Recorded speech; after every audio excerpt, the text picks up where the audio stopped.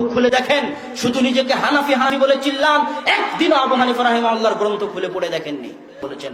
আর আপনি নাভির নিচে হাত বেঁধে রাফুল আদায় না করে আস্তে আমিন বলে নিজেকে দেখান যে আমি হানাফি, অথচ আবু হানিফা রাহিমাহুল্লাহর আকীদার বিন্দু মাত্র আপনার ভিতরে নাই।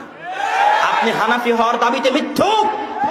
আপনি নিজেকে মাতুরিদি দাবি করেন, আপনি নিজেকে আশারি দাবি করেন, এটা ঠিক আছে, কিন্তু হানাফি দাবি করিয়েন না। হানাফি দাবি করলে আপনি আল্লাহ তার নিজের জন্য যে নাম দেননি সেই নাম আপনি আল্লাহর জন্য দিচ্ছেন, আর আল্লাহ যে গুণ দিয়েছে সেই গুণকে আপনি অস্বীকার করতেছেন। আল্লাহ সুবহানাহু ওয়া তাআলা বলেছেন তার হাত আছে, আপনি বলতেছেন না আল্লাহ সুবহানাহু ওয়া তাআলার হাতের অর্থ হচ্ছে শক্তি। আল্লাহ সুবহানাহু ওয়া তাআলা বলেছেন তিনি শেষ রাত্রে নিচের আসমানে নেমে আসেন, আপনি বলতেছেন না আল্লাহ সুবহানাহু ওয়া তাআলার রহমত নেমে আসে, আল্লাহ নেমে আসেন না। এগুলো সবই হচ্ছে আল্লাহর গুণকে বিকৃতি করা। স্বয়ং আবু হানিফা রাহিমাহুল্লাহ তার আল ফিকহুল আকবার গ্রন্থ খুলে দেখেন, শুধু নিজেকে হানাফি হানাফি বলে চিল্লান, একদিন আবু হানিফা রাহিমাহুল্লাহর গ্রন্থ খুলে পড়ে দেখেননি। পড়ে দেখেন আল ফিকহুল আকবার, স্বয়ং আবু হানিফা রাহিমাহুল্লাহ আল ফিকহুল আকবরের মধ্যে বলেছেন, তিনি বলেছেন যে ইন্না লিল্লাহি ইয়াদ, আল্লাহ সুবহানাহু ওয়া তাআলার হাত রয়েছে। কেউ যদি বলে আন্না ইয়াদাল্লাহি কুওয়া, যে আল্লাহর হাত হচ্ছে শক্তি, ফাহুয়া ইবতালুস সিফাত, তাহলে এটা হচ্ছে আল্লাহর সিফাতকে বাতিল করা, আল্লাহর সিফাতের অর্থকে বিকৃতি করা। এটা হতে পারে না, স্বয়ং আবু হানিফা রাহিমাহুল্লাহ বলেছেন। আর আপনি নাভির নিচে হাত বেঁধে রাফুল আদায় না করে আস্তে আমিন বলে নিজেকে দেখান যে আমি হানাফি, অথচ আবু হানিফা রাহিমাহুল্লাহর আকীদার বিন্দু মাত্র আপনার ভিতরে নাই। আপনি হানাফি হওয়ার দাবিতে মিথ্যুক। আপনি নিজেকে মাতুরিদি দাবি করেন, আপনি নিজেকে আশারি দাবি করেন, এটা ঠিক আছে, কিন্তু হানাফি দাবি করিয়েন না। হানাফি দাবি করলে আপনাকে বিশ্বাস করতে হবে আল্লাহর হাত আছে, আপনাকে বিশ্বাস করতে হবে আল্লাহ সুবহানাহু ওয়া তাআলা আরশে সমাসীন। কেননা আবু হানিফা রাহিমাহুল্লাহ এগুলো সব তার আল ফিকহুল আকবার গ্রন্থের মধ্যে লিখে গেছেন।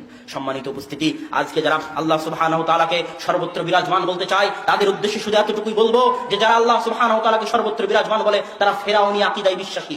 আমি বলিনি, ইবনুল কাইয়্যিম রাহিমাহুল্লাহ বলে গেছেন। কিভাবে?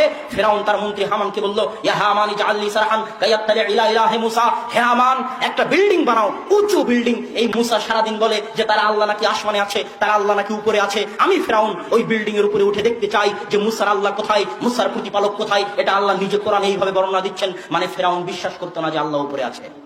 অতএব যারা বিশ্বাস করে না, যারা বলে যে আল্লাহ সুবহানাহু ওয়া তাআলা সর্বত্র বিরাজমান, তারা ফেরাউনি আকীদায় বিশ্বাসী। কে বলছেন? ইবনুল কাইয়্যিম রাহিমাহুল্লাহ বলছেন। রাসূল সাল্লাল্লাহু আলাইহি ওয়াসাল্লাম মিরাজের রাত্রিতে কোথায় গেছেন? মিরাজের রাত্রিতে রাসূল সাল্লাল্লাহু আলাইহি ওয়াসাল্লাম কোথায় গেছেন? সপ্তম আসমানে গেছেন। তার বাড়ি থেকে বাইতুল মাকদিস হয়ে বোরাকে করে প্রথম আসমান। কে? তো জিবরাইল। মাম্মাআত তো মুহাম্মদ। মুহাম্মদকে কি অনুমতি দেওয়া হয়েছে আসার? হ্যাঁ, অনুমতি দেওয়া হয়েছে।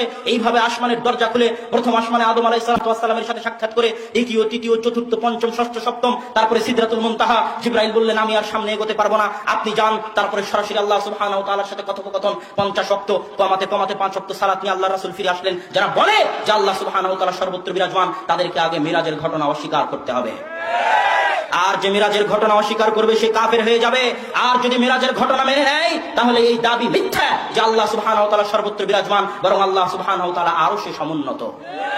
আর আল্লাহ সুবহানাহু ওয়া তাআলা সর্বত্র বিরাজমান, এটা অত্যন্ত জঘন্য নিকৃষ্ট আকীদা, হিন্দুদের আকীদা। আল্লাহ সুবহানাহু ওয়া তাআলা আমাদেরকে আকীদা থেকে পরিত্রাণ দান করুক। আল্লাহ